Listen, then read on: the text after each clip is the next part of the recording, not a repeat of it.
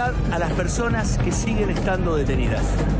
No es delito manifestarse ni pensar distinto. Libertad ya para ellos. Casi 100 compañeros en la calle. Este recorte nosotros lo vamos a parar. El Hospital Posadas no va a ceder un solo trabajador para dejarlo en la calle. Me parece muy mediocre de parte de la vicepresidenta ocupando la posición que ocupa y siendo una de las máximas referentes de las voces de la libertad y del Estado de Derecho y de la igualdad ante la ley y todo lo que planteamos que diga esta barbaridad, por Twitter además, ¿no? Que pongamos la cara. Yo nunca participé en un negocio, tengo mis bienes declarados públicamente, pasé por la gestión pública en distintos lugares y bueno, no sé si es orgullo, pero no tengo testimonio. Lo que no se aprobó fue una propuesta de que Aerolíneas Argentinas estuviera entre las empresas a privatizar. Hoy no está. Lo que no quiere decir es que si hubiera una oferta por Aerolíneas Argentinas, el Poder Ejecutivo no pueda volver al Congreso. No hay que decir una palabra y la amenaza. A Scaloni le dijeron, ya hablaste una vez, no hable más. Porque si no, vamos a pagar las consecuencias. Y él mismo dice, no, ya lo que tengo que decir lo dije, no digo más nada. Los jugadores no pueden hablar. Todo amenazado. ¿Cuál es la amenaza? Deportiva, lo mismo que ahora. What concerns do you have about Vice President Harris's ability to beat Donald Trump if she were at the top of the ticket? Look, I wouldn't have picked Vice President Trump to be Vice President, but I think she was not qualified to be President. So let's start there. Y creo que una sociedad rota vota un roto. Es decir, que él no desprecia. Y una sociedad resentida vota un resentido. Cuando vos mirás la historia de la humanidad, la condición natural del hombre fue la pobreza. Bueno, a ver, pensemos juntos, reflexionemos juntos sobre un concepto que lo tenemos incorporado desde que somos muy pequeños, desde nuestra propia formación, si ustedes quieren, de los conceptos que nos llevamos en el adoctrinamiento de la escuela pública, tiene que ver con el concepto de materia prima. ¿Qué entendemos por materia prima nosotros aquí en la Argentina y las características de nuestro país? Bueno, cuando hablamos de carne, hablamos de fruta, hablamos de cereales en general, hablamos de cueros, de minerales. Esa es nuestra materia prima, ¿no? Un país rico en materia prima que eventualmente, y por las derivaciones de la política y nuestra historia, es la historia, les diría yo, de la conquista para aquí, de toda nuestra región. Ricos en materias primas que las exportamos, otros países más desarrollados generan y agregan valor y después nosotros volvemos a comprar todo eso y así un negocio del que somos una parte importante pero que obtenemos muy poquitos resultados o nos enriquecemos muy poco con eso. Ahora, materia prima podríamos incluir también, por ejemplo, científicos o profesionales muy calificados en general, que todo el tiempo formamos en nuestras universidades, de las mejores de nuestra región, de las más calificadas del planeta, y que después terminan siendo parte de esa misma maquinaria en otros países más desarrollados y sobre todo en otras empresas. Propuesta, incluyamos aquí también a jugadores de fútbol. Hoy, el presidente Javier Milei, bajo el título de Pregunta Técnica, puso los 11 jugadores titulares probablemente el próximo domingo frente a Colombia en la Copa América en Estados Unidos, la gran final, puso bajo cada uno de los nombres de nuestros jugadores el equipo en el que están jugando. Entonces, ¿qué remarcó? Bueno, que están jugando en equipos extranjeros. Es más, que están jugando en equipos extranjeros en ligas que permiten ¿qué? La participación de capitales privados en esos clubes. ¿Por qué? Porque dentro de las desregulaciones y de la economía del libre mercado que el presidente de la Nación tiene entre ceja y ceja, está la posibilidad de que nuestros clubes, cuyos dueños y dueñas son socios y socias, puedan participar capitales privados. Para decir que, bueno, fíjense, si nuestros jugadores, los mejores del mundo, los 11 que ponemos en la selección, brillan en otros países, es porque esos países tienen clubes que tienen más recursos y ahí pueden efectivamente disfrutarlos. Pensémoslo al revés. O les invitamos a un enfoque distinto. La solución para un mejor disfrute de nuestros jugadores, materias primas en este esquema, ¿es el ingreso de capital privado o en realidad es un cambio de modelo de desarrollo en nuestro país que permita a esas materias primas ser disfrutadas, pero aquí, por nosotros y nosotras, en la Argentina, pero que además sean parte de una maquinaria. El fútbol es cierto, se ha vuelto un negocio, pero nosotros conservamos la pasión popular por el arraigo que el fútbol tiene, además, en nuestra propia manera de vivir. Ahora, un cambio de modelo de desarrollo que nos permita que nosotros podamos disfrutar de lo nuestro y que sea parte del enriquecimiento que se genera alrededor del fútbol, como negocio, como pasión, como parte identitaria de nuestra manera de ser. El ingreso de capitales privados en los clubes, aunque sea mixto, aunque lo puedan comprar, no importa, en la forma que sea, ¿va a mejorar eso? ¿O lo que va a hacer es perfeccionar esa maquinaria que lo que hace es permanentemente sacar materia prima, grandes jugadores, grandes valores, llevárselos al exterior por un circuito algo mejorado para beneficio de esos capitales privados y de esa manera perpetuar el esquema? Pensémoslo al revés. En el resto de nuestras materias primas, los capitales privados están. ¿Y qué? ¿Somos más ricos por eso? ¿Tenemos un mejor desarrollo nosotros por eso? ¿O estamos todo el tiempo pendientes de qué manera nuestra política logra hacer más soberanos nuestros recursos para posicionarnos mejor frente a otros países y hacer valer mejor aquello que tenemos? Por obra de la naturaleza, por obra de las cosas fortuitas que nos han tocado en el camino, o yo les diría, y este es un bonus track, por obra de lo que significa para nosotros los potreros. Y de los potreros, otra cosa que es la cuna de esas grandes joyas que hoy brillan en el exterior, que son los clubes de barrio. ¿Qué consecuencias están teniendo las políticas de regulación y la ausencia del Estado en los clubes de barrio? ¿Qué pasa con las tarifas de los servicios públicos? ¿Qué pasa con las cuotas, a las que además la gente y la familia ya les está costando cada vez pagar más? Luna de Avellaneda, ¿se acuerdan? Campanella. ¿Qué es lo que está pasando con la cuna de esas joyas? Interesante pensarlo en ese sentido también. Bueno, hoy Marcelo Bielsa fue noticia, lo vamos a retomar en otro momento. Y aprovechando que Marcelo Bielsa es noticia, invitamos a pensar otra cosa, además, alrededor de todo esto. Los hinchas son al fútbol y a los clubes como los argentinos y las argentinas a nuestra patria. Buenas noches, arrancamos QR, bienvenidas, bienvenidos. Usted vio que el mundo del fútbol cada vez se parece menos al aficionado y cada vez se parece más al empresario. Benaker dijo, los empresarios que se adueñan del fútbol creen que los aficionados son asimilables a los 30.000 operarios que tienen trabajando. Y un aficionado no es un operario. Un operario trabaja, un aficionado siente. Enseguida vamos a la mesa, está Martín Granowski, está Fer Cerolini, está Pablo Ibáñez, muchos temas. Nunca parece viernes en la Argentina, ¿no? Cuando se trata de lo social, de lo político, de lo económico. Bueno, hoy viernes además salió un dato muy importante. Uno de esos indicadores que le marca el pulso a un gobierno, a una economía, es el dato de la inflación. La inflación, el índice de precios al consumidor correspondientes al mes de junio. Este es el dato, 4,6%. La lupa sobre el índice es una cosa extraordinaria. No me voy a acostumbrar nunca. 4,6%. Es un poco más que el mes pasado, pero es cierto, el presidente tiene razón en esto. Dígito más, décima más, décima menos. Está en los alrededores del 4,5 y el 5. El dato importante nos lo contaba Hernán Lecher durante todas estas semanas y sobre todo a partir del relevamiento de la expectativa de mercado, el REM. Es decir, lo que los bancos y las consultoras económicas están pensando, que deja de caer, que hay un cambio de tendencia, que deja de caer y que se empieza a estabilizar en esto, entre el 4,5 y el 5%. ¿Qué significa eso? Una pregunta. ¿Qué significa eso en un país con tanta recesión? ¿Es un dato bueno o es un dato malo? Pensando en que venimos de un 25% que todavía el presidente Milei, esta es una discusión, una narrativa política, el presidente Javier Milei dice, no, ese 25% es sanear la economía, es en realidad blanquear todo lo que venía pasando, pero es todo heredado, estábamos al borde de la hiperinflación, de la peor crisis de nuestra historia. Y nosotros, a partir de esa devaluación, bueno, estamos salvando a la patria.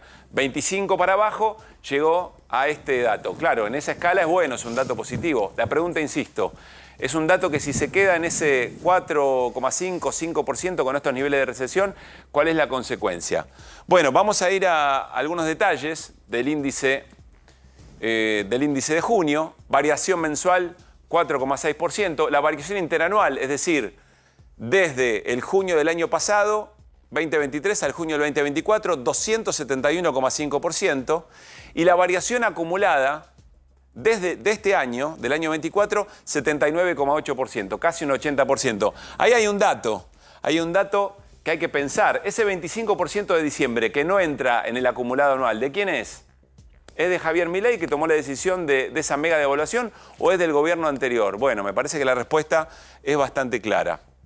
Nos vamos a el círculo mensual, digamos, la dinámica mensual.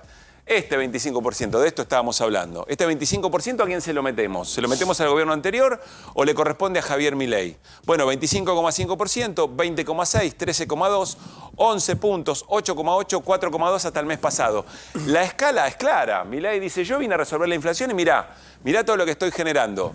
De vuelta, el paréntesis. ¿Esto de quién es? Porque nos llevaste allá y después la bajada, claro, es toda tuya, pero eso que removió los precios relativos y que hizo que todo sea mucho más caro, pero nuestros salarios se quedaran, es una decisión de gobierno también. Y ahora aparece el 4,6%. Vamos a ver qué pasa el próximo mes, en julio. Más allá de si sube un poco o baja un poco, se quedará ahí estacionado y ese será el debate. Vamos por rubro a repasar. El nivel general, 4,6%. El primer dato que observamos es lo que más pondera en la inflación, es decir, lo que más importa quizá, que es alimentos y bebidas no alcohólicas, 3 puntos por debajo del nivel general, transporte un poquito por encima, salud 4,7, comunicación 5,3, tarifas, desregulación, recreación y cultura 5,6, educación 5,7, restaurante y hoteles 6,3 y miren esto, 14,3, vivienda, agua, electricidad, otros combustibles. Empieza a impactar el tarifazo y todavía no llegó porque se sigue postergando lo más grueso. Bueno, esta es la radiografía, el detalle de este nivel general 4,6% que el gobierno celebra, que Luis Toto Caputo, el ministro de Economía, celebra, que Milei efectivamente celebra. Con una pregunta, ¿esta es la enfermedad o es el síntoma? Estar detenidos todo el tiempo en un número como el de la inflación, 4,6%, nos hace olvidar de cuál es el sacrificio y el costo de ese 4,6%, es decir, de las políticas que el gobierno implementó para llegar a ese 4,6%. Una feroz recesión que todavía no tiene piso, en algún momento lo va a encontrar, porque todo cae y encuentra un fondo en algún momento. Los salarios con un atraso muy importante, los despidos y el desempleo que empieza a ser una gran preocupación, las industrias que están en suspensión. Bueno, todos estos elementos tienen que ser parte de la pregunta alrededor de la inflación o de cualquier indicador macroeconómico, porque la macroeconomía puede cerrar muy bien, pero lo importante eventualmente es que lo que pasa en la economía real, en la calle, en los hogares, en las familias. Nos vamos a la mesa, al encuentro de nuestros compañeros para esta noche de viernes. ¿Cómo andan? ¿Qué dicen? ¿Cómo están? ¿Cómo estás? ¿Bien? ¿Bien? Bien. Bueno, ¿quieren agregar algo al tema de la inflación?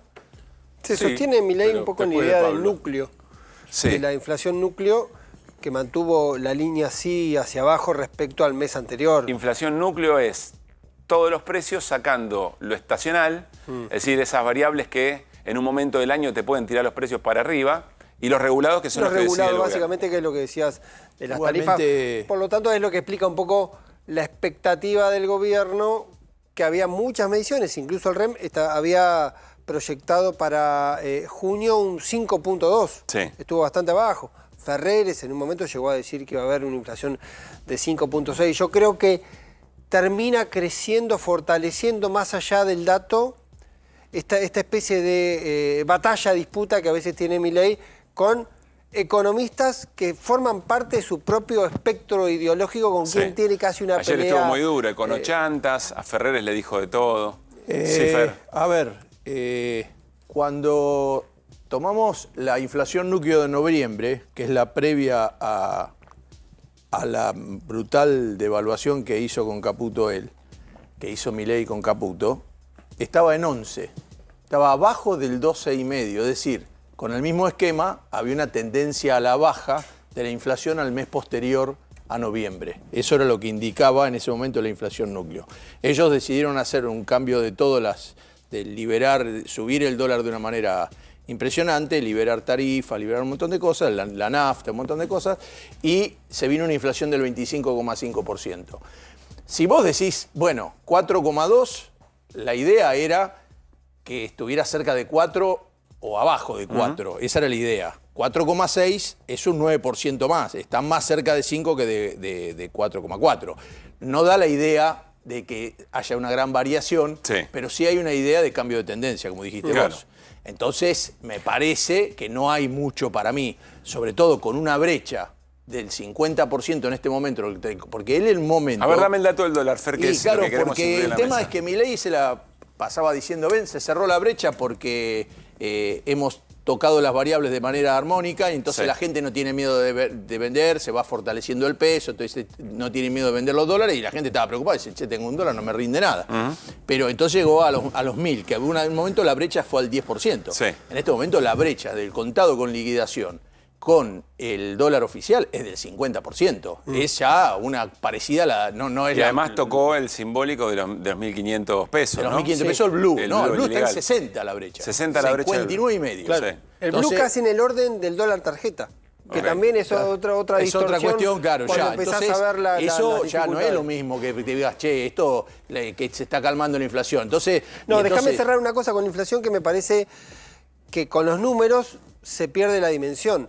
Tener una inflación de 4,5 puntos, de 4 puntos, 3 puntos, por más que vengamos acostumbrados a inflaciones altas, es un problema, es un número enorme. No hay ninguna economía normal o medianamente normal que pueda funcionar con una economía de ese orden, por más que el gobierno esté festejando haber logrado la pendiente. Y siempre está al lado B de cómo muchas veces llegás a este fenómeno, que tiene que ver cómo el proceso recesivo de la economía termina produciendo este tipo de fenómenos. Tuvo un promedio del 4,5%. Era, la inflación de Guzmán no era más alta que esta. Es decir, eso tuvo el... Todos sabemos que hubo una sequía, que acá en Argentina hubo 20.000 millones de dólares que no entraron, que se esperaban, porque habitualmente se esperan, y cada 30, 40 años tenés una sequía que esos 20.000 millones de dólares no aparecen y te destroza todo. A ver, sí, vamos a seguir la charla porque tenemos para el arranque del programa una mesa de debate político y económico muy interesante. Ya vamos a presentar a nuestros invitados. El dato del dólar, bien en concreto, ¿cuál es? Bueno, Fer, el dólar, entonces, para agregar este... Sí, el insumo. dólar terminó, ahí acá tenemos una placa. A ver, si uno lo ve así, frío, parece que subió poco, subió 1% el MEP, pero a lo largo del día estuvo operando más cerca de 1,24, 1,25, y el CCL, que figura subiendo el 0,62, estuvo operando en 1.430. Y el blue subió nuevamente fuerte a 1.500 pesos, y esto implica cierta desconfianza en lo que viene, porque el Banco Central no logra comprar reservas, se están haciendo pagos de deuda que se tiene, y en este momento vos tenés que pensar que como está la tensión está con el campo, que no liquida lo que tiene de excedente, que es lo que podría calmar las aguas. Sí. Si el campo vendiese, porque van a decir, che, no, vende el promedio de los últimos, un poco menos que los últimos 2 años, bueno, pero resulta que no está vendiendo, pero tiene un excedente. Hay un momento, si vos tenés la sequía, no tenés excedente, no te pueden vender más nada. Acá hay 15.000, 17.000 millones de dólares que se podrían acceder. Eso es parte, insisto, de Entonces, las esa reflexiones. tensión, no, la cuestión es, esa tensión no se va modificando, y hoy todos los bonos que se pagaron el 9 de julio, que son los bonos soberanos argentinos, todos terminaron en rojo, vienen bajando, es decir, hay un cambio de tendencia, las acciones argentinas en Nueva York también bajan, digo, así estamos. Bueno, esta es la escena sobre la que abrimos para este viernes por la noche en QR una mesa de debate interesante. Está Juan Carlos Junio con nosotros, analista político, secretario general del Partido Solidario, diputado nacional mandato cumplido, fue diputado nacional, director del Centro Cultural de la Cooperación. ¿Qué hace, Juan Carlos? ¿Cómo estás? Bien, muy gracias bien. Gracias por estar. Gracias. No, gracias por la invitación. Y está por Zoom Eric Calcaño, también fue senador nacional, economista. Eric, ¿cómo estás? Un gusto recibirte. Bueno, muchas gracias por la invitación. Lamento no poder estar en el piso, pero bueno, la tecnología nos permite cosas que antes quizás no se podían. Bueno, aprovechémoslo entonces.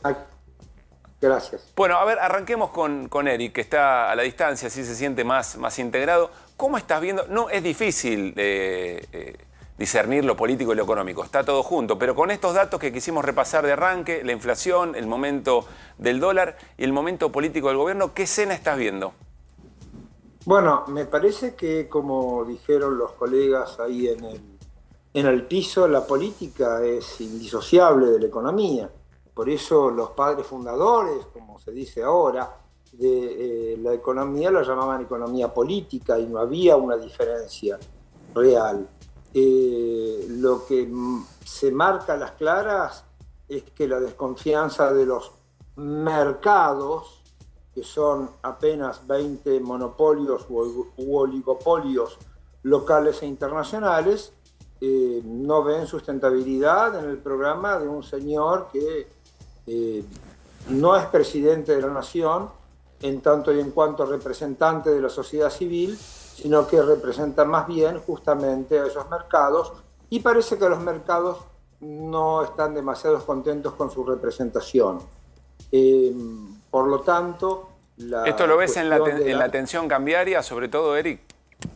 Sí, pero la tensión cambiaria es lo primero, después vienen otras cosas. La tensión cambiaria es el reflejo de los especuladores, pero después vienen las cuestiones más de fondo, que dicen, sí, queremos un modelo neoliberal, queremos un modelo privatizador, queremos una economía de enclave para la Argentina, queremos que la Argentina pierda su soberanía en manos de los tribunales extranjeros, sea de Manhattan o sea del CIADI, pero la queremos sustentable, esa dependencia. Y lo que el señor Milei no está logrando es justamente hacer creíble que eso se pueda reproducir en el tiempo. De ahí que la cuestión de la crisis no es saber si sucederá o no, sino cuándo y cuál será la magnitud. Esta obra de teatro ya la vimos varias veces. O sea, el asunto no es saber las cómo escenas que vienen son conocidas, la pregunta es qué impacto va a tener. Claro, pero el asunto no es saber cómo termina esta obra de teatro, sino que si además el teatro se va a incendiar. Uepa, bueno. Juan Carlos, ¿coincidís? Buenas noches nuevamente. Sí, ¿qué tal? ¿Coincidís? Y te pregunto si es un dato para celebrar el 4,6% de inflación para el gobierno. No, para celebrar no es de ninguna manera. Es cierto que tiene una tendencia a la baja, pero en definitiva es un dato alto de inflación y es de toda lógica que el gobierno lo celebre como si fuera un campeonato mundial. Pero acá el problema de la inflación no puede desligarse de lo central de la economía, como decía Eric, la economía es economía política, que es la vida de la sociedad, que es la vida del pueblo. Es indisociable. Por lo tanto, si nosotros estamos asistiendo a una sociedad que como consecuencia de estas políticas, aunque en realidad venía de antes, tenemos 25 millones de pobres, 7 millones y medio de ellos que pasan hambre, porque el término indigencia es un término equívoco, es gente que no puede comer, entre ellos millones de niños. Tenemos las clases medias en gran parte en una situación de incertidumbre y de caída de las clases medias. Inclusive en esta ciudad, en mi ciudad, hay una caída importantísima del sector de clase media hacia el sector denominado vulnerable o inclusive pobre. Si tenemos una caída fenomenal de la industria y el propio gobierno se plantea una caída de la actividad económica del Producto Bruto para este año del 3,5%, único país de América Latina que no va a crecer, creo que eso es lo determinante de la economía. Y eso es economía política. Hay que revertir esa pero Juan situación. Carlos, el gobierno te va a decir, bueno, pero el problema que estábamos teniendo era la inflación. Yo acá lo vengo a solucionar, no me corran el arco. Estas son las decisiones que yo creo que hay que tomar para poder resolver el problema de la vida de la gente.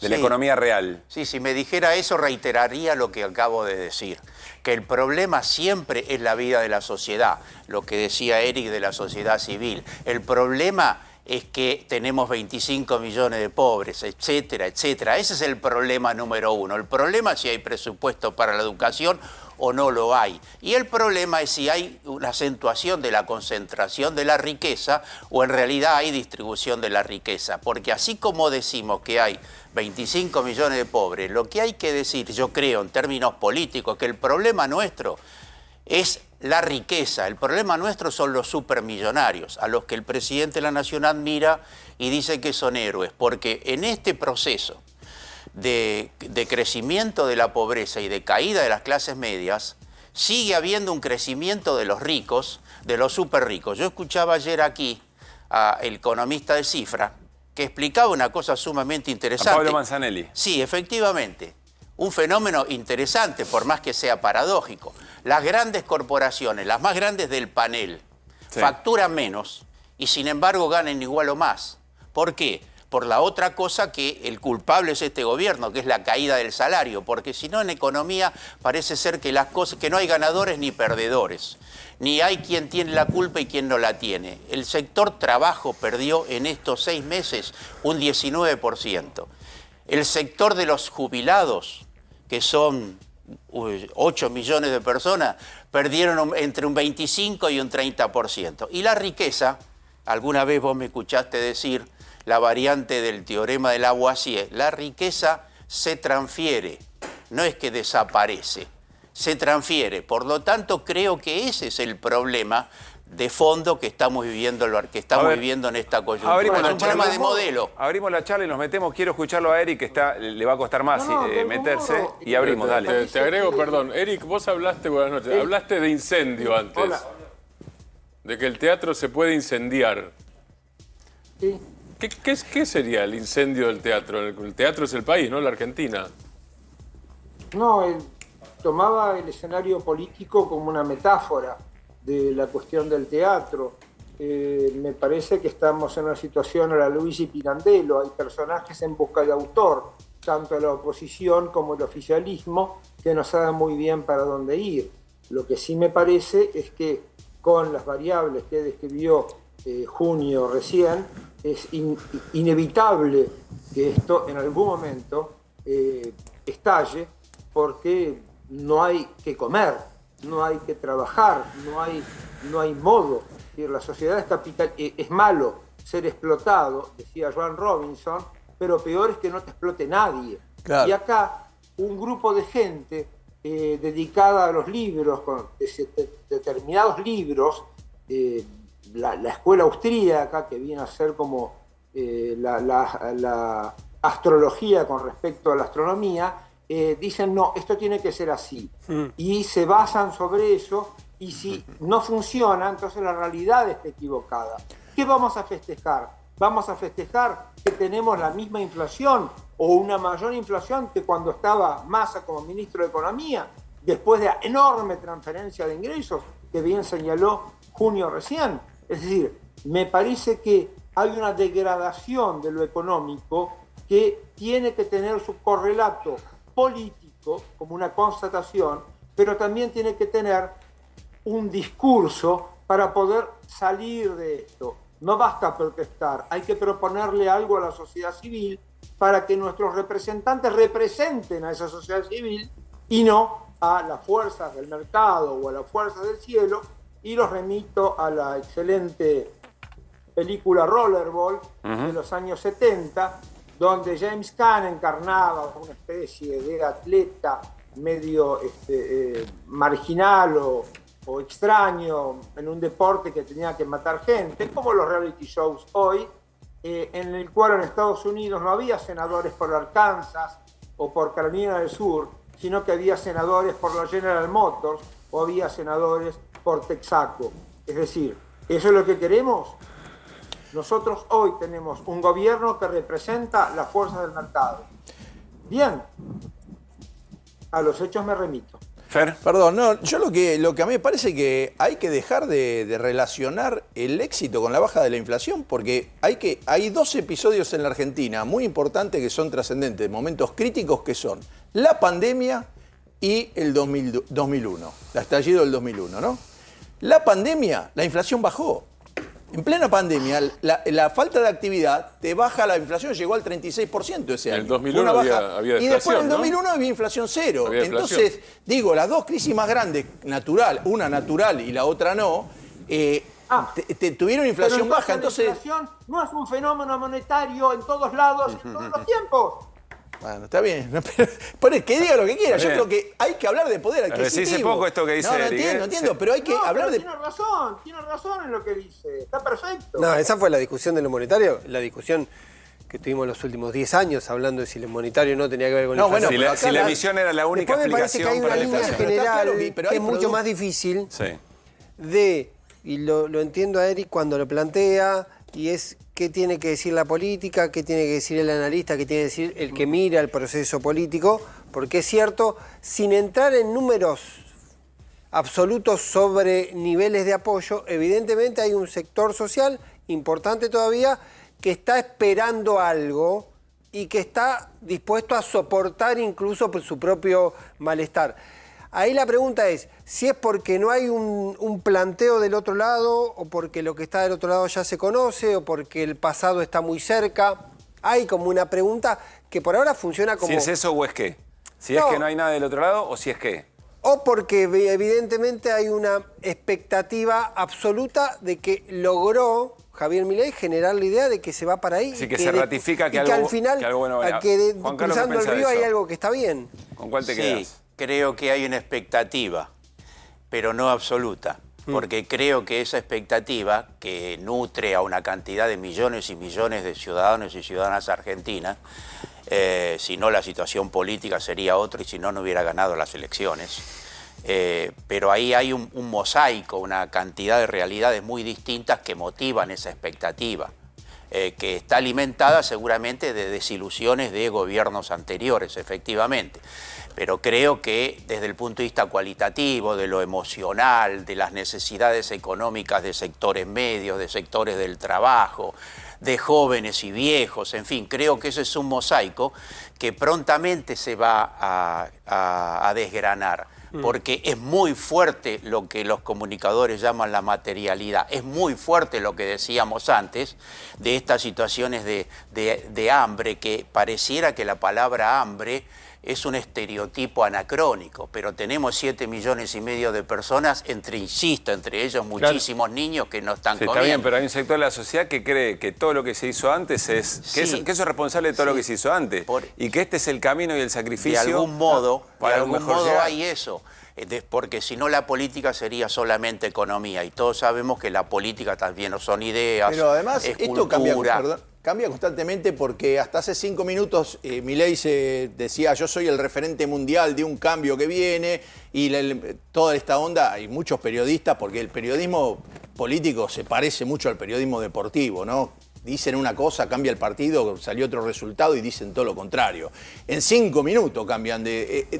hace 10 minutos estaba avanzando la derecha en todo el mundo, ahora ganaron los laboristas en Inglaterra y ganó el socialismo en Francia. Y estaban todos diciendo que venía una ola de la derecha. Bueno, acá la ola de la derecha que viene, el problema de Milei es que Milei hace cosas que no hace ni Trump ni Bolsonaro. Es decir, Bolsonaro no se le ocurrió privatizar Petrobras, lo que tiene el Estado, no se le ocurrió tomar deuda. Hay cosas que los países no hacen.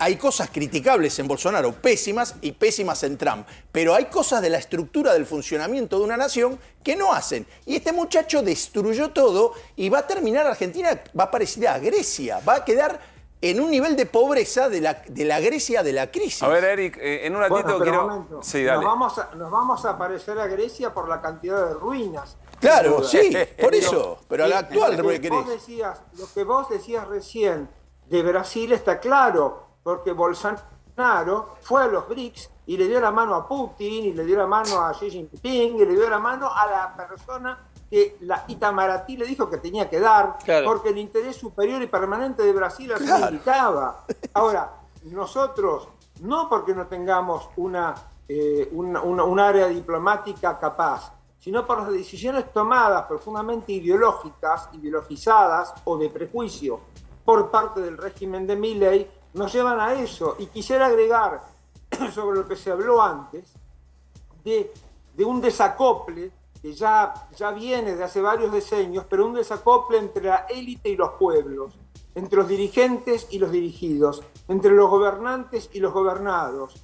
Un desacople en el cual el tipo que gobierna en Londres está más cerca del que gobierna en París, o en Nueva York, o en Brasilia, o en Pekín, ponele, que de su propia realidad, de sus propios obreros, de su propia población. Y es a partir de eso, lo decía Christopher Liach en los 90 el excelente libro La traición de las élites, es en ese espacio donde también en Argentina, porque se habló de programas alternativos y no se ven, esa disociación entre gobernantes y gobernados abrió un espacio donde entró el nihilismo. Y el nihilismo es precisamente Milei, rompamos todo. Eric, ojalá pronto puedas estar acá y charlar con nosotros en el estudio. Dale, Prometido. ojalá que sea pronto. La familia tiene razones que la razón no entiende. Sí, señor, y está muy bien. Un gran abrazo, gracias. Te agradezco mucho. Chao, y Eric. saludo a todo el panel. Que esté muy bien. Bueno, Juan Carlos, para cerrar me quedo con esto que dice Eric. ¿Qué le está faltando a la oposición? ¿En qué momento está la oposición como para construir esa alternativa y además enmendar un poco la crisis de representación? Sí, hablamos de la cuestión económica y de la cuestión cultural, ¿no? de las ideas que aquí se ha suscitado. Pero después falta la cuestión estrictamente política de creación de una alternativa política electoral, que encauce la oposición, que encauce las luchas. Porque eso parece estar lejos. Sí, no sé si está tan lejos, no está. El tema de los tiempos en política son difíciles de planificar, porque a veces parecen lejos, pero soterradamente hay situaciones, más que nada que devienen del pueblo, de las demandas del pueblo, del protagonismo del pueblo, que aceleran los tiempos también de las alternativas políticas que están ausentes. Nosotros necesitamos que haya rápidamente, que se superen diferencias y que haya una opción política que catalice. En fin, la verdad que la reacción de nuestro pueblo, si tomamos estos 6 meses, la severidad del plan económico, que responde a una teoría, esto de la escuela austríaca, absolutamente heterodoxa, marginal, Dijo que recién Erika no es Alcaño, aplicada a ningún lado de la Tierra a lo largo de todo el siglo XX. A la astronomía, a la astrología. Sí, es muy sí, buena. estuvo bastante Es muy bueno. buena. Sí, en realidad no tenemos tiempo, pero es una escuela que empieza en 1870 y estamos hace 150 años. El capitalismo la dejó de lado. No se gobierna en ninguna siempre parte. marginal, aparte de todo. No, y después la bancaban en Estados Unidos, fue bancada durante los años 40, en los 30 y 40, para enfrentar a Roosevelt. Ellos justamente al estado de bienestar de los norteamericanos inventaron eso y no se sabía. La gente decía, che, mirá, viene este y tira esta teoría, está bueno, qué sé yo, para hacerle una oposición a Roosevelt, que era un tipo que cambió realmente los Estados Unidos. El cuarto no llegó a asumir un cuarto mandato. Pero la inventaron ahí, era una cosa como divertida. Los ingleses, cuando la aprobaron ahora, duró 40 días. La mujer le dijo, che, saquémosla, y la sacaron los conservadores. Entonces, como dice Eric, más mérito del enojo de la sociedad con la política que de los argumentos que ofrece esa teoría económica. Para cerrar, no quiero dejar de la conclusión que ibas a hacer. ¿Qué es lo que tenemos que ver para saber en qué momento aparece esa alternativa o cómo se va conjugando? ¿En la calle? ¿Son los dirigentes que vienen de arriba y dicen algo iluminador? ¿Cómo es? ¿Cuál es la crisis financiera? Todo. La crisis financiera en la Argentina es un elemento importantísimo porque actúa no solo sobre los factores económicos y financieros, sino sobre la subjetividad de la sociedad. La desestabiliza, es una peculiaridad argentina, por lo tanto es un elemento. Sin embargo, yo sigo creyendo en los clásicos que lo principal son las luchas populares. La Argentina es un caso extraordinario de ejemplo de determinación de los acontecimientos políticos por la lucha popular. Es mucho más que otros países del mundo, incluso del continente. El fenómeno más importante político del siglo XX argentino es el peronismo, nació de la calle. El cordobazo nació de la calle. Los movimientos estudiantiles, lo de hace 2 meses, es un fenómeno absolutamente impredecible de 1 millón de estudiantes, de universitarios. O sea que hay una reserva, como decía, soterrada, en la que yo confío que desde allí se van a acelerar los tiempos políticos para que haya una alternativa política que galvanice ese estado de protesta. Juan Carlos, gracias por haber venido. No, al contrario. Bueno, mientras esto ocurre, mientras la oposición eventualmente no aparece en toda la complejidad que recién relataba Juan Carlos Junio, el oficialismo se da lujos, y lujos muy importantes. Uno que hemos visto en las últimas horas, la vicepresidenta de la Nación diciéndole a legisladores de la provincia de Buenos Aires, de la Libertad Avanza, que se tienen que ir, que son traidores, que tienen que dejar las bancas. Pero no solo eso, no solamente Villarroel dice devuelvan las bancas, sino que los legisladores y las legisladoras le contestan a Villarroel y le dicen que no se van a bancar los aprietes. Lo compartimos en este testimonio. La síntesis sería, primero, nosotros no acompañamos el proyecto que presentó Kicillof. Nosotros presentamos modificaciones. En las comisiones de trabajo rechazamos siempre todo lo que él presentó porque no estábamos de acuerdo. Ese proyecto se trabajó, tuvo un trabajo detrás y después, cuando el gobierno finalmente acepta estas modificaciones que presentamos, lo votamos. O sea que en definitiva nosotros votamos un proyecto consensuado entre oposición y oficialismo. Y a ver, de eso no se trata la democracia, digo yo, y reflexionemos juntos, si se me permite, y te agradezco el espacio. Si cada uno va a estar votando lo que cada uno presenta, cerremos todas las legislaturas y nos vamos a casa, porque no tiene ningún sentido ninguna discusión. Me parece muy mediocre de parte de la vicepresidenta ocupando la posición que ocupa y siendo una de las máximas referentes de las voces de la libertad y del Estado de Derecho y de la igualdad ante la ley, y todo lo que planteamos que diga esta barbaridad, por Twitter además, ¿no? Que pongamos la cara. Bueno, ¿quién es Martín Granowski que le responde de esta manera y tan fuerte a Victoria Villarroel, la vicepresidenta? Ahí decía diputada provincia de Buenos Aires. Es diputada, no es por la provincia de Buenos Aires, sino en la provincia de Buenos Aires, es de Lomas de Zamora. Legisladora provincial. Santos, exactamente, legisladora provincial del bloque Unión, Renovación y Fe. Originariamente elegido dentro de todo el marco de La Libertad Avanza. La Libertad Avanza se astilló, sobre todo en la provincia de Buenos Aires. En la Cámara de Diputados hay 4 bloques en este momento, de los cuales 2 son monobloques. Uno es el que responde a Píparo, digo, es la persona más conocida. Que fue candidata a gobernadora por La Libertad Avanza en la elección. Tal cual. En la Cámara de Senadores también están divididos. Y esto solamente se debe, todo este escándalo, el escándalo de Villarroel, es porque votaron una ley que había propuesto el gobierno de Kicillof, que ya le dio media sanción en la Cámara de Diputados, sobre la creación de una empresa de emergencias sanitarias, que tiene que ver con ambulancias, pero no solamente con ambulancias. Bueno, este es el tuit con el que responde Victoria Villarroel. ¿Cómo 9 diputados provinciales que ingresaron por La Libertad Avanza votaron para beneficiar al gobernador Kicillof en un tongo más? El tongo refiere a Villarroel a esto que nos contaba Martín Granowski, la creación de una empresa estatal de emergencia sanitaria. ¿Cómo pudieron traicionar así a los argentinos que los votaron eligiendo al presidente Milei y que delegaron en ellos la oposición a Kicillof? Siento vergüenza e indignación, devuelvan las bancas. Claro, y una de las respuestas de Moragues Santos y de otros integrantes de ese bloque, que es el más grande de los 4, por otra parte, de esos 4 originariamente libertarios, es el más grande, la respuesta es, bueno, el presidente Milei vive diciendo, y la propia Villarroel vive diciendo, los dos lo hacen, que no importa el origen de la propuesta política o del proyecto legislativo, sino que lo que importa es el resultado, dicen ellos. Contra Villarroel, la acusan de más cosas todavía. Una de las acusaciones es, al final Villarroel es como Cristina Kirchner. Esa es una de las cosas que se escuchó hoy como grande. Muy fuerte. Exactamente. Bueno, José Luis Espert, diputado nacional de La Libertad Avanza, también se metió... En realidad no es de La Libertad Avanza, Espert. ¿O sí? Se incorporó Pablo, ¿no? Avanza Libertad.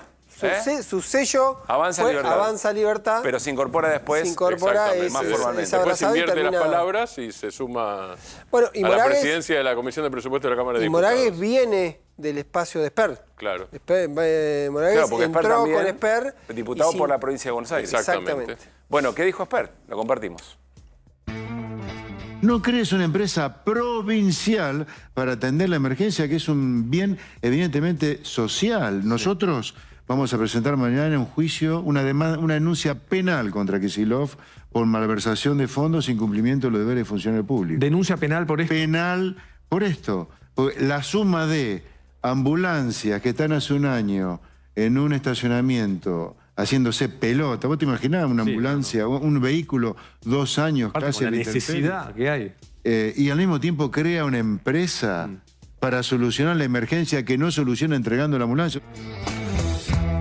Muy sucintamente, ¿qué hace esta empresa? Porque si no estamos discutiendo sobre el ida y vuelta político, pero no sobre el fondo de la cosa. Porque entre otras cosas, Espert no dice de qué ambulancias arrumbadas habla, que es el otro tema. Y tampoco el periodista le pregunta, ninguna de las dos cosas. No es muy rigurosa la cosa por ninguno de los dos lados. De lo que estamos hablando es un sistema de emergencias que en realidad va a ser un sistema de emergencias relacionado con privados o vinculado con privados. Es la creación de una empresa, no es la creación de una empresa estatal. Es una empresa de origen estatal que va a tener capital privado y lo que va a hacer es resolver urgencias, resolver transporte interhospitalario, resolver traslado de insumos, estamos pensando provincia de Buenos Aires, 17 millones de personas, no solamente el Gran Buenos Aires. Hay una parte del Gran Buenos Aires donde algunos municipios tienen un sistema de emergencia similar al SAME. Esto, para que quede claro, no es un proyecto provincial de hacer un SAME gigantesco porque sería infinita la necesidad en ese caso. Pero sí de resolver algunas cuestiones de monitorear. Digo, no puede ser que entre un distrito y otro, y estamos hablando sobre todo del interior de la provincia, tengas que hacer 2 horas en ambulancia cuando por ahí lo tenés a 20 cuadras de tu casa, tenés una y simplemente lo que no hay es coordinación. Claro. Parte de esto es monitoreo y coordinación también. Bueno, ¿por qué te parece importante y por qué cerramos la columna con las 3 imágenes de Victoria Villarroel, José Luis Espert y la secretaria general de la Presidencia? Algunos dicen la dupla que gobierna, Milei y su hermana Karina. Estas 3 personas tienen, entre otras cosas en común, algo que tiene 2 palabras que se llama Buenos Aires. En realidad es provincia de Buenos Aires. Victoria Villarroel está trabajando en la provincia de Buenos Aires. Está trabajando para el 2025 y para el 2027 en la provincia de Buenos Aires. Construcción política en la provincia de Buenos construcción política. Espert se ve como el candidato a diputado número 1 en las elecciones legislativas del año que viene, el 2025, también por la provincia de Buenos Aires. Y quien habla de eso, habla de la perspectiva de ser candidato a gobernador por un espacio coordinado con el PRO, unificado, fusionado, vaya a saber, pero un espacio básicamente antiperonista o lo que se forme en aquel momento. Lo que pida el momento. Lo que pida el momento, estamos hablando del 2025, falta un siglo, y 2027 faltan 5 siglos. Y Karina Milei está haciendo una construcción en toda la Argentina, está haciendo una construcción política para la Libertad Avanza y para Milei en toda la Argentina. Más genuina para que no le pasen estas cosas, eventualmente. ¿Cómo, perdón? Más genuina respecto a la Libertad Avanza para que no le pasen estas cosas, ¿o no, Pablo? Sí, la guardiana de la pureza, decíamos en algún momento. La guardiana de la pureza. Armar el espacio de la Libertad Avanza para que los candidatos tengan su dedo y tener garantía de que no ocurra lo que ocurrió en Provincia de Buenos Aires, que se rompió y también quedaron muchos diputados silvestres. Esto, además, me parece que es muy oportuna las 3 fotos, porque Karina Milei hizo un acto en la provincia de Buenos Aires y no lo invitó a Espert. El sábado pasado. Fue en Morón, todos estaban esperando una gestualidad, porque lo que le dice la gente de Karina Milei a Espert es: puede ser que seas candidato, pero el armado político es nuestro. Quiere decir, si nosotros disponemos que seas candidato porque Javier quiere que seas candidato y ha dado señales de quererlo en ese lugar... Recordemos el Luna Park, ese mano a mano con Espert. Te van a poner como candidato, pero el armado es nosotros. ¿Qué quiere decir el armado? Las listas, concejales, los que van abajo de Espert, los diputados provinciales y senadores provinciales, los vamos a resolver nosotros. Vos sos un candidato, no un armador, son 2 características distintas. Tiene que ver con algo parecido que ocurrió entre Karina Milei y Victoria Villarroel. Hubo una reunión hace 6 semanas, mano a mano, donde Victoria Villarroel le ofrece a Karina Milei ayudar en el armado de la Libertad Avanza en la provincia de Buenos Aires.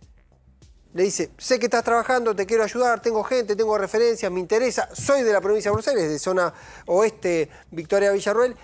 Y Karina Milei le dice: no, esto es solo un partido, no es un armado político, así que no te preocupes. ¿Cómo lo entendió Victoria Villarroel? Como yo lo estoy contando, me estás excluyendo, no querés que me meta ahí. Me estás dejando afuera.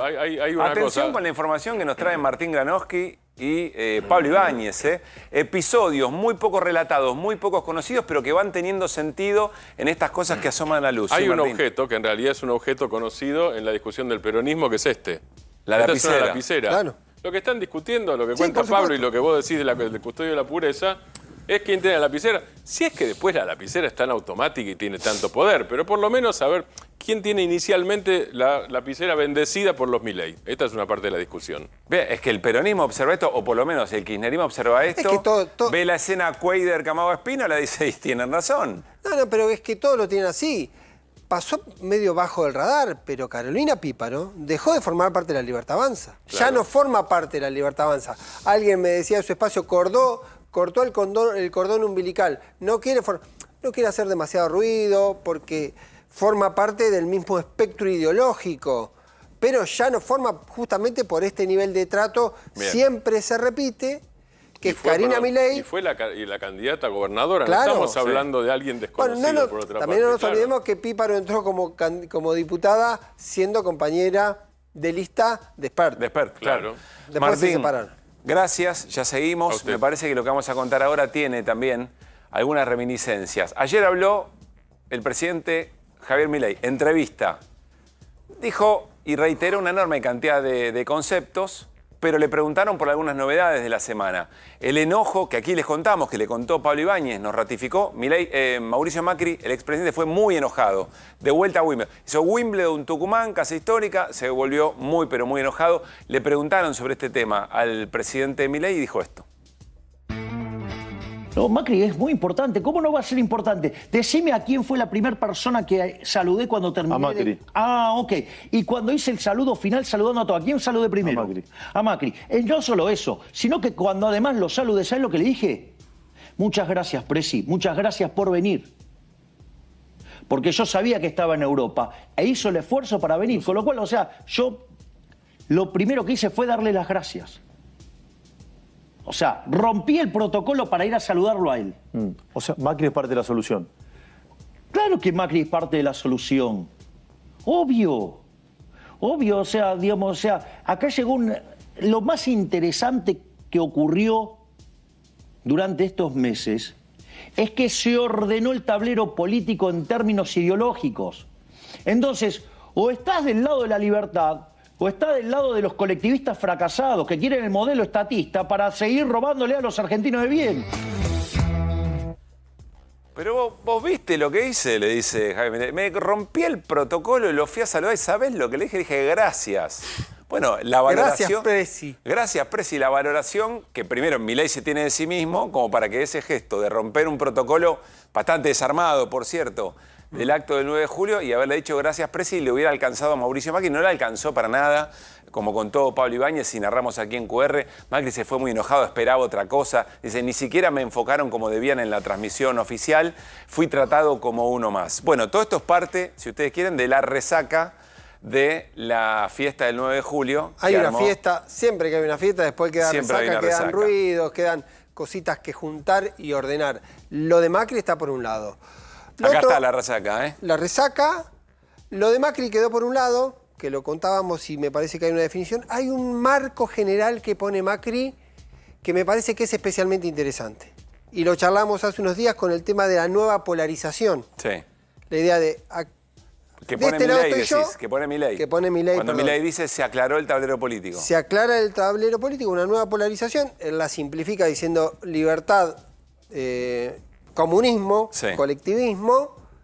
De alguna manera del otro lado empiezan a ver esto que contábamos en algún momento, Milei anti-Milei, la construcción de un espacio anti-Milei. Claramente ahí también Javier Milei dice que Mauricio Macri tiene que estar en su club, tiene que tener protagonismo en su club y le sirve en esa No variable. parecen estar de acuerdo en qué grado de protagonismo.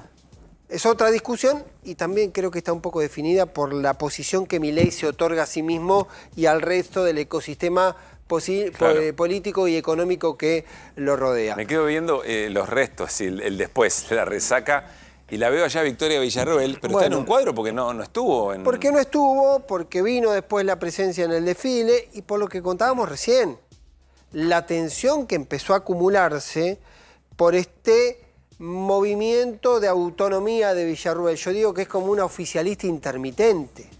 Va y viene, cuando le conviene es oficialista, cuando no le conviene no lo es. Habla de cuestiones específicas, pero no interviene. Y hay un dato más que Perdóname, para mí... Pablo, me cuentan una conversación, Victoria Villarroel preguntando, ¿y qué rol voy a tener en Tucumán? Sí. ¿Cuál va a ser mi lugar en Tucumán? No iba a tener rol, Y no eso es había lo que- un lugar determinado, le iba a ocurrir lo mismo que a Macri, lo olfateó, no hizo el viaje que hizo Macri y decidió quedarse acá. Bien. Pero La hay foto, un dato- perdonen los dos. La foto es del tanque, ¿no? Sí, La foto es claro, del el día de La desfile. foto es del tanque el día del desfile. Pero vea, no me quiero demorar, pero hay un dato muy importante con Victoria Villarroel y el tuit que mostró Martín. También detrás de ese tuit le está reprochando el armado a Karina Milei, porque esos diputados son producto del armado que tuvo en la provincia de Buenos Aires Karina Milei con Kikuchi y con Si Sebastián armas Pareja. así, mira lo que te pasa. Entonces está diciendo, a mí me dejan afuera del armado, pero cuando vos armás pasa esto, pasen diputados que vos pusiste en las listas, votaron del otro lado. Muy interesante, pues es el mismo reproche que ocurre del otro lado. A mí me dicen que a Villarroel la tentaron para hacer un aviso de un vio para sacarse el resfrío. ¿Cómo se llama? Sí. Claro, que quieren hacer, tome esto y en un día usted no tiene ningún resfrío. En 8 horas. ¿Cómo se llama? En 8 horas. Bueno, tipo Refrianex. Bueno, la quieren contratar. Por supuesto. Después me contaron a mí que el día miércoles cayó otra vez. Cayó otra vez. TAM es tanque antigripal.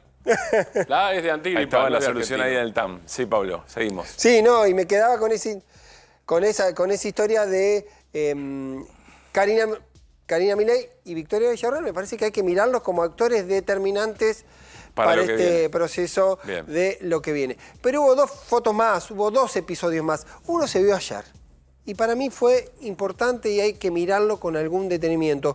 Hubo una reunión de gremios vinculados a la industria y hubo gobernadores. Este es Piñanelli. Y vamos a hacer Axel una Kicillof. foto general. Sergio Silioto. Sergio Silioto. ¡Epa! Quintela, el Sí. gobernador de La Rioja. Y aquí está. ¿Quién está? Gerardo Zamora. Que estuvo en el 9 de julio. Que el estuvo en el gobernador 9 de de Santiago del julio, Estero. firmando el pacto de mayo y que estuvo en la foto de ayer de los gobernadores del peronismo, que tiene un poco esta variable de la conformación de los polos, de lo Milei anti-Milei. Pero parece que Zamora está en los 2 territorios, un pie en cada lado. Sí, porque además los diputados no le habían votado la ley base. Los diputados de él no Bueno, votaron la habían ley tenido esa actitud, habían acompañado sí los diputados de Catamarca y algunos diputados de San Juan. Digo que Zamora tuvo conversación con los gobernadores previamente del resto del peronismo diciendo que iba a ir porque había tenido una reunión con Franco, porque Franco le había planteado que él había sido uno de los gobernadores que pedía que se incorpore educación y sobre todo que se saque el capítulo previsional del Pacto de Mayo la posible privatización, las AFJP, que entonces... Si yo puse esos elementos, ¿cómo no voy a estar ahí? Si yo consideré, Francos, los pedidos tuyos y están incorporados, por lo tanto, si sos un hombre de palabra tendrías que Pero estar. no solamente eso, sino que además el resto de los gobernadores entendieron por qué había estado Zamora en Y Tucumán. esto me parece que pones el foco en un tema sutil que es cuando mirás el caso Acamao, cuando mirás lo que ha venido ocurriendo, que muchas veces una acción particular, aunque se pueda entender como muy grave en el momento, proyectada hacia adelante, puede ser prematura. Y podés, en vez de ganar un paso, perder un potencial socio o un potencial voto. Bien, ¿y cuál es la otra reunión que mencionaste? La otra reunión se va a producir el martes. Hubo una convocatoria de Julio Cordero. Julio Cordero es el secretario de Trabajo de la Nación. Sí. Invitó a los dirigentes de la CGT. Pablo Moyano, Héctor Daer. El miércoles se reunieron los dirigentes de la CGT, hablaron de lo que ya sabían que iba a ser una convocatoria del gobierno, luego de que no tuvieron invitación al Pacto de Mayo. La reunión va a ser el martes, agenda abierta, temas amplios para discutir. Se van a volver a reunir el lunes. El lunes van a decidir la amplitud de la mesa. Es muy probable que de los 3 representantes de la CGT, que son Acuña, Daer y Pablo Moyano, solo vayan 2, porque Pablo Moyano ya el miércoles avisó que no tiene ganas de ir a una reunión a Casa Rosada. No va a ser a Casa Rosada, digo al gobierno, porque va a ser en la Secretaría de Trabajo con Cordero.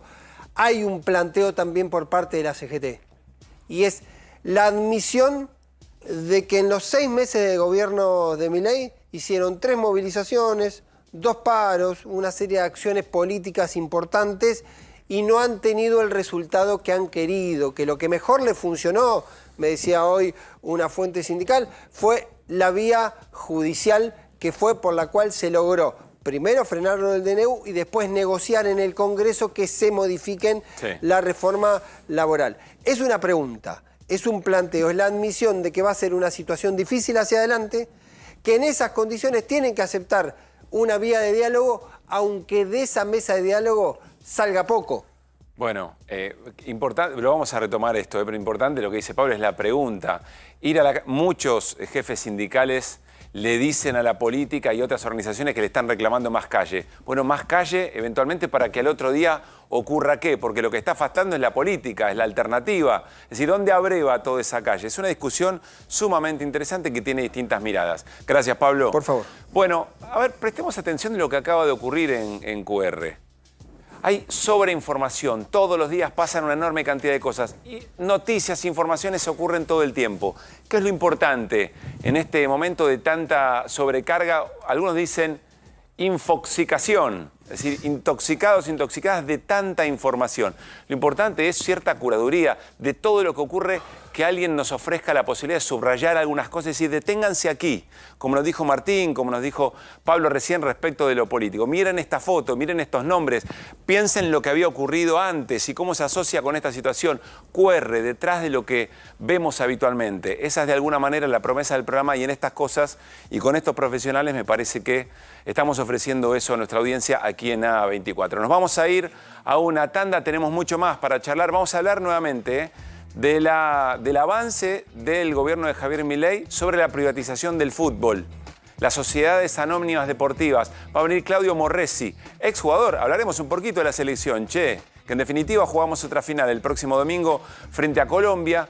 Hablaremos sobre los Juegos Olímpicos y las políticas de Estado. Hay mucho más en QR hasta las 11 en esta jornada de viernes. Dale.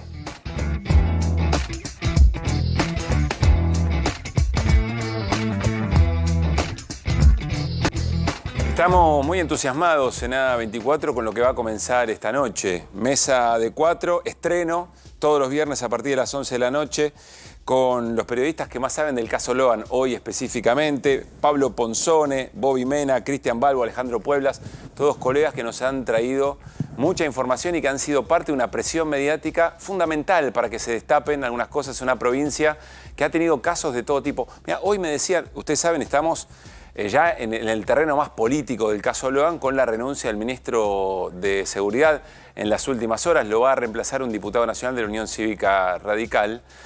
Pero alguien me decía hoy muy temprano, ¿se acuerdan ese ministro de Corrientes, ministro de Salud de Corrientes, que lo habían encontrado en un auto, creo que era, con una enorme cantidad de vacunas que las estaba llevando uno no se sabe a dónde? Bueno, nunca renunció. Hoy me decían, no hay renuncias en Corrientes. Estas cosas pasan, estas y más graves también, y no hay renuncias. Aquí hubo una renuncia por la presión mediática de los medios nacionales y eventualmente las preguntas sobre un gobernador que nadie, sinceramente, puede tomar de manera seria, que lo que dijo respecto de aquella pista o de aquella versión que había incorporado la tía de Loan, Laudelina, sobre que había habido un accidente que después se quiso encubrir, el gobernador dijo inmediatamente que esa era una pista, que se estaba por resolver el caso, que había certeza en la situación, y cuando fue preguntado, que se dejó llevar por el impulso, por la ansiedad, que tuiteó de impulsivo o de ansioso. Bueno, todas estas cosas son muy importantes, insisto, la dimensión política que va tomando el caso Loan, y hoy tendremos en A24 Mesa de 4, a partir de las 11 de la noche, estreno con los periodistas que más saben sobre el caso. Insisto, Pablo Ponzone, Bobby Mena, Cristian Balbo y Alejandro Pueblas. Otra cosa que quería comentarles, que seguramente en la semana vamos a seguir conversando, pero es de hace un rato nomás, un informe de comercio ilícito 2023 de la Organización Mundial de Aduanas. Registros muy importantes para saber qué es lo que está pasando en los países, sobre todo con el contrabando y los delitos más importantes como el narcotráfico. Bueno, ubicó a la aduana de la Argentina en el 10º puesto de incautación de esas dos mercancías ilegales. Son análisis que se hacen para atrás, hay que ver qué pasa, por supuesto, a futuro. Lugares destacados también en lo referente a tabaco, bebidas alcohólicas y productos médicos irregulares. Una información importante, sobre todo, insisto, en algo que nos está pegando muy, pero muy duro, que es el narcotráfico a través de los puertos tan importantes y de las, por supuesto, del control de aduanas en nuestro país. Bueno, acompáñenme, me voy a la pantalla porque vamos a meternos en un clásico ya de los viernes de QR, que es el repaso de nuestro portal, ahí de nuestras plataformas, ahí donde tenemos nuestras portadas de toda la semana y nos ayudan a revisar qué fue pasando a lo largo de estos días y nuestra mirada. Bueno, el lunes arrancamos con el Pacto de Mayo en julio. Claro, porque ese lunes era, ¿se acuerdan? La convocatoria, el lunes por la noche, el martes fue 9. Y todo lo que implicó eso, las restricciones, quiénes estaban y quiénes no. Visto al calor del enojo de Mauricio Macri, era relevante finalmente esta postura, ¿no? Los guardaespaldas o los patobicas de la Libertad Avanza, quién entra, quién no, y quién participa y cómo. Hasta la propia Victoria Villarroel no participando porque no le gustó el lugar que le iban a dar en ese acto. Pacto de Mayo en julio, que además mostraba también una grieta, ¿no? Una casa histórica de Tucumán agrietada. Pablo Ibáñez nos decía quiénes están dentro del pacto, quiénes están afuera, para entender un poco las dinámicas de la polarización política de hoy. El martes, el 9 de julio, la realidad nos puso la portada. ¿Por qué? Bueno, por todo lo que circuló alrededor del desfile militar. Nosotros dijimos, la patria y los tanques. No tiene que ver con un desmerecimiento de las Fuerzas Armadas de nuestro país. En todo caso, preguntarnos, la invitación de nuestro programa era preguntarnos, ¿Fuerzas Armadas para qué país? ¿Y cuál es la interpretación? ¿Y cuál es el país que están pensando? Milei, Javier Milei y Victoria Villarruel, la vicepresidenta, con las personas que efectivamente estaban desfilando allí también. El miércoles, bueno, la renuncia o más bien el despido del ministro de Bioeconomía, ahora nuevamente Agricultura, Ganadería y Pesca, el proyecto Vilela, que no fue mucho más allá. Vilela dijo, la verdad, yo no renuncié, las cosas que dicen que yo no quería hacer no es cierto, a mí me eyectaron y sobre todo con mucha preocupación respecto de los temas que tenían que ver con medio ambiente, con el proyecto 2030, y allí está la salida de Vilela. Vamos a ver qué ocurre y qué significa, si hay cambios o no en la política para el sector agropecuario que se da el gobierno de Javier Milei. Nos vamos al jueves. Bueno, la portada del jueves tiene que ver con otro viaje. El 11º viaje al exterior del presidente Javier Milei, esta vez a Idaho. Ya está allí el presidente, mañana cerca del mediodía va a hablar, va a dar un discurso de aproximadamente media hora frente a los grandes multimillonarios y dueños de empresas, sobre todo tecnológicas y de medios de comunicación. ¿Qué cosas pasan ahí adentro? No se sabe. Se va a buscar inversiones, pero no es lo mismo una inversión que un negocio. Veremos qué se trae el presidente, ya se conoce la agenda de este viaje. Y la portada de hoy. Bueno, hoy arrancamos preguntándonos acerca y reflexionando acerca de nuestras materias primas. Y pensando en el tuit de Javier Milei, pregunta técnica, dijo, invitando a la incorporación del sector privado, de los capitales privados a nuestro fútbol, las sociedades anónimas deportivas. Enseguida lo vamos a hablar con Claudio Morresi, ya está aquí. 10 de River, 10 de Huracán, pero además fue secretario de Deportes de la Nación. Vamos a hablar sobre esto, vamos a hablar sobre los Juegos Olímpicos y un poquito de fútbol, porque el domingo tenemos final. Pero miren esta genialidad de nuestra producción. Un futuro distópico, digamos, ¿no? Y nuestros clubes quizá transformados en otras cosas. Columbus, Colón de Santa Fe, podrá tener otro nombre. Former Argentinian Juniors, anteriormente Argentinos Juniors. Quilmes, maravilloso. Defensa y Justicia, Justice and Defense. Es muy bueno. White Base Olympus. Pueden participar, si quieren sumarse. ¿Y qué les llama la atención? Riviera Tigers. Avellaneda Devils. Bélice. Nunes Millionaires. Claro, porque en inglés no hay ñ. Nunes Millionaires. Este está muy bien. Bélice. ¿Cómo? Bélice. Bélice. Es el destino de Vélez Sarsfield. Bélice. Belgrano Fernets. Hay risas. Ahora, Pablo, hay una cosa. Godoy Avellaneda Cross. Racers dice. Me ¿no? vuelvo Pero loco. ¿Cómo? Racing ya se adelantó a lo que viene. Es Racing. Avellaneda Racers, claro. Esto es Racers. Bueno, ya. Newell's Rosalind Leopards es muy bueno, pero ya hay un nombre en inglés ahí, ¿no? Algo que lo distingue hoy de Rosario Central, pero no quiero ponerme en detalle. Canalla Centrals sería Rosario Central, me vuelvo loco. Gymnastics para Gimnasia y Esgrima de la Plata. Banfield Cavaliers es muy buena también. Perdón, me voy corriendo un poquito porque no quiero. Sarand para Arsenal de Sarandí. Claro, The Plate fondos árabes Students. en Arsenal. ¿Cómo? Fondos árabes. Los en árabes Arsenal. lo compraron. Sarand. Eso lo compraron los cataríes.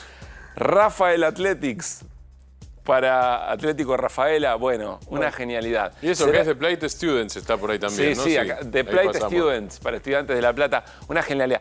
Es nuestra manera de tratar y con un poco de humor, de pensar en un futuro distópico para nuestros clubes. Pero sobre todo, insisto, tiene que ver con los capitales privados, la mejora y que podamos disfrutar más de nuestras joyas, o los capitales privados, sin que cambie un modelo de desarrollo en la Argentina, los capitales privados lo único que harían es mejorar la maquinaria para que sigan disfrutándose afuera, mejorar el negocio. Sí, Fer. Perdón, si salió Maradona de acá, si salió Di Stéfano, si salió Messi, si salieron todos los que salieron, con el formato que tenemos, ¿quién dice que cambiando el formato van a seguir saliendo, no?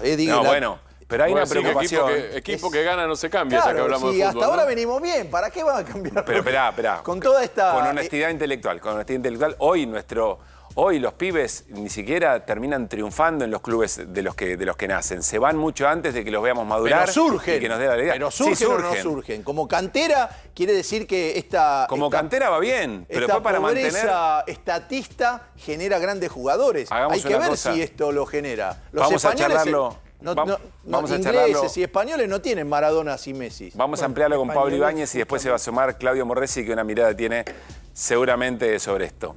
Bueno, vamos a cerrar nuestra semana. Ahora, el fútbol es una metáfora hermosa para discutir un montón de otras cosas, ¿no? Este es el truco, quizá. A través del fútbol, meternos en discusiones que nos cuestan un poco más, como por ejemplo el modelo de desarrollo de nuestro país y qué hacemos con nuestras materias primas. Nos vamos con las voces de la semana. Estamos a viernes, un QR intenso. No parece que estamos entrando en el relajo, pero así lo vivimos. ¿Qué va a ser? Las voces de la semana. Dale. ¡Viva la libertad, Greco! En el último cuatrimestre, no solo Pampero, digamos, todo el mercado de la indumentaria está sufriendo un ajuste a la baja. Yo les voy a dar un mensaje a los importadores, comercializadores, mayoristas y distribuidores de alimentos. Paren de abusar del pueblo salvadoreño o no se quejen después. Bueno, ¿vos sos amigo de los 8.000 habitantes, millones de habitantes del planeta Tierra? Me resulta muy desagradable un presidente que diga palabrotas. Pero si el Mercosur es tan importante, acá deberíamos estar todos los presidentes. El presidente ha marcado clara la proyección del país hacia el futuro, ¿no? Lo que se viene.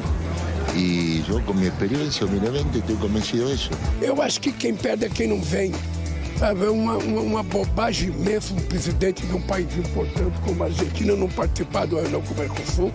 Seguramente al gobierno nacional le servirá la foto como plafón para seguir ajustando, para seguir empobreciendo a la mayoría de los argentinos. Si nosotros calculamos el tipo de cambio de equilibrio para el sector externo, tendría que estar en 1.430 pesos. Desde que se creó esa institución nefasta, que está en Reconquista 266, llamado Banco Central de la República Argentina. Con lo cual, como verán, digamos, o sea, no ahora, pero lo sigo teniendo en la mira. ¿Somos nosotros los que nos queremos pelear con el gobierno o es el gobierno el que hace mucho esfuerzo para pelearse con nosotros? Y quiero ser claro, no lo digo por el presidente Milei, porque queda claro que no es el presidente Milei, pero a veces hay gente abajo que quiere ser más papista que el Papa. La verdad, la justicia lo está dejando sola a la familia, pero si la justicia no vale, el pueblo sí, vamos a estar presentes siempre para apoyarlo a la familia. Yo espero que quede abajo de 5, sí, esa es la expectativa. 4.7, 4.8 por ahí. Sí, y el índice general y la núcleo yo creo que debería empezar con 3, sí. El presidente está esperando que haya un desenlace feliz y bueno para esta causa y ahí se va a acercar a su familia. Llegó el momento de ahorrar en combustible. ¿Sabías que si te pasás a GNC ahorrás miles de pesos por mes? Pensá en gas argentino, pensá en economía y medio ambiente, pasate a GNC. Tanda.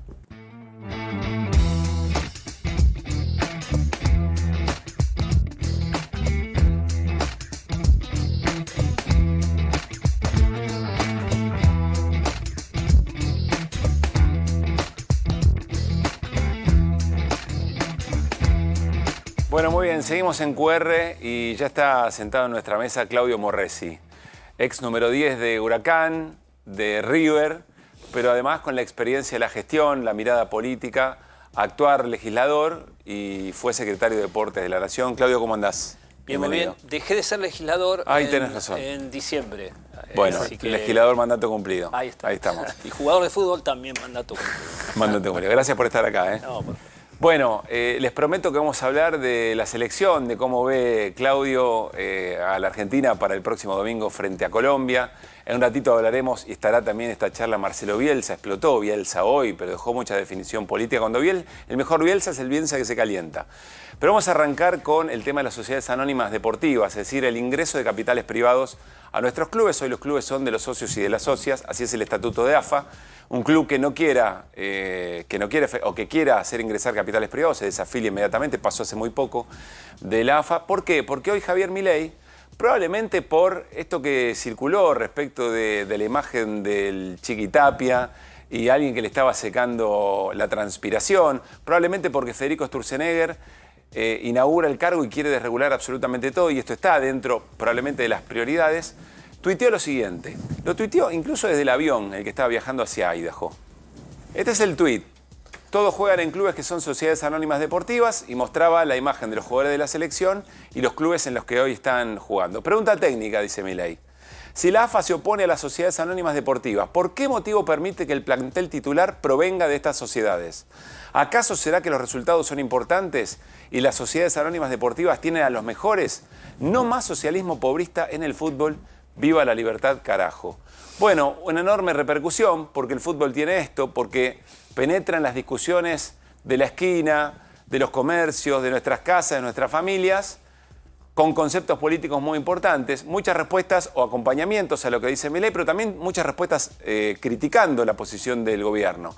Entre ellas seleccionamos solamente una, la de nuestra colega Ángela Lerena, periodista especializada en deportes, que dice: Dibu, Independiente, Montiel River, Cuti Belgrano, Licha Newell's, Tagliafico Banfield, De Paul Racing, Enzo River, McAllister Argentinos, Messi Newell's, Barça, Álvarez, River, Di María Central, 100% formados en sociedades civiles que sacan chicos de la calle todos los días, aunque no sean Messi, dice Ángela Lerena, un poco replicando lo que decía Fer Cerolini hace un rato, ¿no? ¿De dónde salieron? ¿Cuáles son las canteras? La pregunta es eventualmente sobre dónde se desarrollan, dónde militan y dónde termina enriqueciendo qué fútbol, ¿no? Quizás. Bueno, antes de charlar y pedir una opinión a Claudio Morresi, hay un entramado político detrás de todo esto que nos lo cuenta Pablo Ibáñez. Pablo. Hace 10 días Federico Sturzenegger habló con Juliana Santillán. ¿Quién es Juliana Santillán? Diputada de La Libertad Avanza, muy vinculada a un empresario que aparece como el principal promotor de las sociedades anónimas deportivas, que se llama Guillermo Tofoni. Es quien el año pasado habló con Javier Milei y le contó que había una serie de grupos empresarios de distintos lugares del mundo dispuestos a invertir dólares en la Argentina para participar en el negocio del fútbol. ¿Qué le dicen Tofoni y Santillán a Sturzenegger? Que el decreto 70 que había establecido las sociedades anónimas deportivas, que fue frenado en la justicia, solo tiene aplicación en un territorio, que es en el departamento Mercedes, donde un juzgado dictaminó que se tenía que parar ese tramo del decreto 70. Por lo tanto, según esa interpretación sui generis que le llevan a Sturzenegger, el decreto en el resto del país está vigente. Por lo tanto, lo que le proponen y le acercaron ya una idea a Sturzenegger es reglamentar, que es un tecnicismo, pero el decreto dice algo genéricamente, que después necesita una reglamentación que vendría a ser la instrumentación, las leyes o las disposiciones, cómo se lleva a la práctica. Entonces le llevaron a Sturzenegger este proyecto de reglamentación, diciéndole: el decreto está vigente, las sociedades anónimas se pueden aplicar, salvo el Mercedes, salvo departamento, Mercedes. Úsenlo, instrumentenlo. ¿Qué le dijo Sturzenegger? Me interesa el tema, lo vengo mirando, lo voy a analizar. Tengo otras lecturas. Una lectura hoy, cuando hizo la referencia a Granowski a Racing, fue lo que ocurrió en los años 90, por ejemplo, con Mandillú y con Racing, que hubo gerenciamiento privado. El redoblantazo a la LIN. Exacto. Entre otras cosas, ¿no? Así terminó. La famosa, el famoso, pero también había estado la experiencia de Mandillú, que también fue gerenciamiento privado y terminó también fue con Marín. muy mal. ¿Cómo? El Racing fue con Marín, claro. Con la LIN. No, Marín. La LIN era uno de los dirigentes que estaba ahí, que tuvo aquel episodio. Bueno, que termina el gerenciamiento con el control judicial. Tal cual. Está también esa vía de analizar que podría haber una instancia dentro de la legislación que contemple una intervención de carácter privado. Pero, Sturzenegger, lo voy a analizar, y están hablando de que podría salir muy rápidamente. Esto que dijiste vos de la fascinación de Sturzenegger con desregular, poder avanzar en este marco. Esta información yo la publiqué el día domingo, y cuando ocurre lo de Milei hoy, me pareció que tomaba mayor volumen. Estuve haciendo consultas y efectivamente está la sensación de que muy rápidamente puede haber alguna definición. Hay una objeción de fondo. Si la vía es el decreto, el decreto sigue siendo un instrumento muy frágil para que alguien desde el exterior entienda. Cualquiera que quiera invertir tendría que llamar y decir: che, un decreto que lo puede voltear la Cámara de Diputados, me da una garantía para poner 5 millones, 10 millones o 1000 millones, no me importa. No parece que sea el mecanismo para avanzar efectivamente en esa vía, salvo que se quiera generar una gestualidad de decir, bueno, avanzamos, después si lo para la justicia, si no aparecen actores y demás. Te cierro el otro dato. Chiqui Tapia desde Miami, hoy hablando con gente de la AFA, preguntando, monitoreando de alguna manera cómo había sido el rebote sobre la intervención de Javier Milei, y se marida con otro dato que también está dando vueltas hace varias semanas.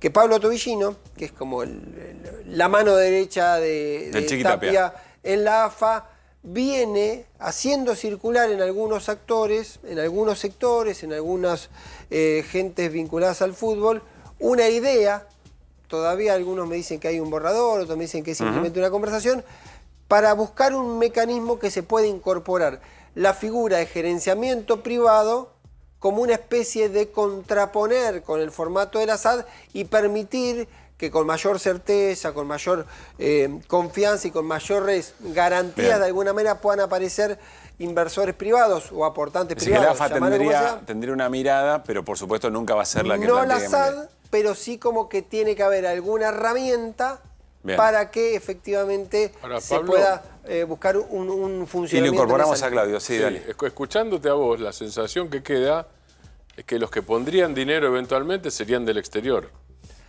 Todas las ofertas que están hablando en el gobierno están hablando de capitales del exterior, incluso hablan, es la referencia que a mí me hacen. Yo tuve una conversación hace 10 días muy clara en ese punto.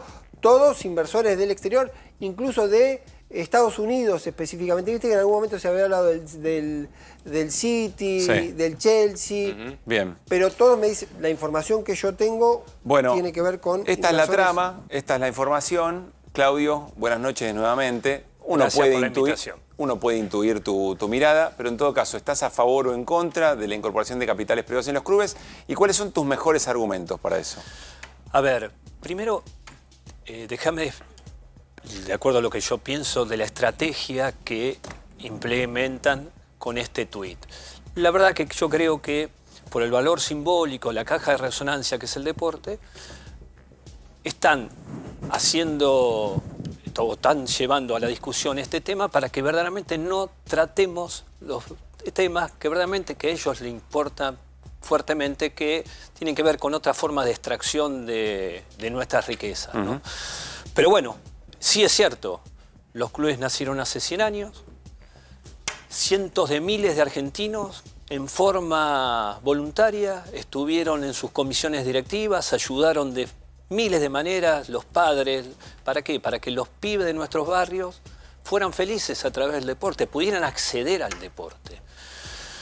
Las sociedades de fomento, las bibliotecas populares y los clubes nacieron para que cierto sector social pudiera acceder a ese tipo de actividades. Y eso se prolongó y eso logró que fuéramos una potencia, en este caso en el fútbol, y que las otras disciplinas deportivas que están en los clubes pudieran nuestros pibes pertenecer y de alguna manera llevarlas adelante, porque el fútbol le permite que eso siga existiendo. El pensamiento de Milei y su corriente ideológica es lógico que quiera hacer estas cosas, porque ellos lo único que quieren es enriquecer a los ricos y que los sectores sociales que no pueden de alguna manera solventarse, bueno, que no tengan acceso en este caso, a la práctica deportiva. Y le abre la puerta con este tipo de decretos para que estos sectores que necesitan de alguna manera, en muchos casos, lavar el dinero que traen de diferentes formas, bueno, el fútbol es una gran oportunidad para que eso ocurra. Y verdaderamente en el fondo corremos es también la intención de que sea un lugar la Argentina a través de los clubes de lavado de dinero. Sin duda, sin duda. Y desgraciadamente esto rompería con la historia gloriosa que tiene el deporte argentino y especialmente el fútbol argentino. Ahora, Claudio, un planteo que probablemente hace Milei, dice, bueno, pero lo sacamos nosotros, pero se van a jugar afuera. Y vos le preguntás a cualquier hincha y le decís, che, ¿te gustaría que, no sé, cualquiera de las grandes figuras que hoy tienen 18, 19 años se queden a madurar acá y no se fueran. Bueno, la vía es enriquecer los clubes a través del capital privado. ¿Quién garantiza eso? ¿Cómo?